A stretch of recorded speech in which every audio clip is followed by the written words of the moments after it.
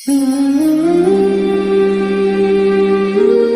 मुबारक का वजीफ़ा, आज का जुमा मुबारक का वजीफ़ा, लेकिन आप किसी भी जुमा ये वजीफ़ा कर सकते हैं। कुरान सूरह बकरा तीसरा पारा और आयत का जो निशान है वो 257 है।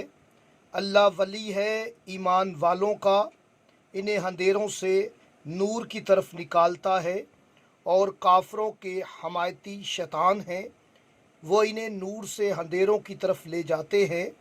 यही लोग दोज़ख वाले हैं, इन्हें हमेशा इसमें रहना है। 257 का अदद कामिल कर ले। सूरह बकरा आयत नंबर 257 जमा कर लें। 2 + 5 7, 7 + 7 तो 14, 14 का अदद आता है, जो कि 14वें मासूम हुज्जत दोरा वलीउल असर इमाम ज़मन साहिब अमर अलैहिस्सलाम की तरफ इशारा है।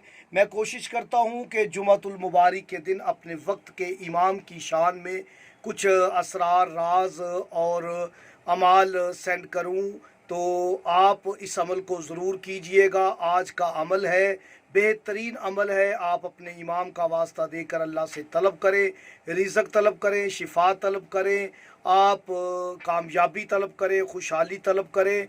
अपने इमाम की मार्फत के साथ जो मांगेंगे मिलेगा। 20 मई 2022 जुमातुल मुबारक, आप इसे जमा कर लें। 20 को 2 + 0 तो 2 का अदद आएगा, और 5 का उसी तरह।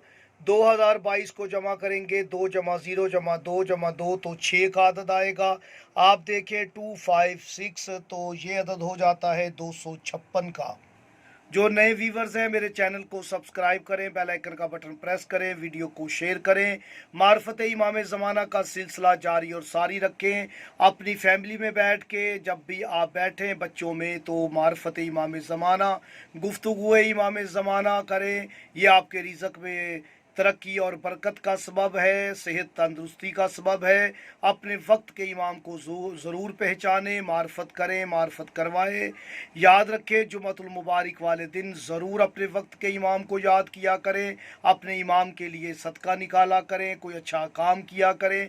256 का अदद याद रखें। अल्लाह पाक का इसम है या नूरो, या नूरों का अदद है। कुरान में है कि क्या जुल्मत और नूर बराबर हो सकता है। बहुत सारे हकाम हैं नूर के बारे में। ये नूर जो है 256 अदद बनता है नूर का, और वक्त का इमाम जो होता है वो नूर होता है। मेरे मौला अली की वलायत नूर है।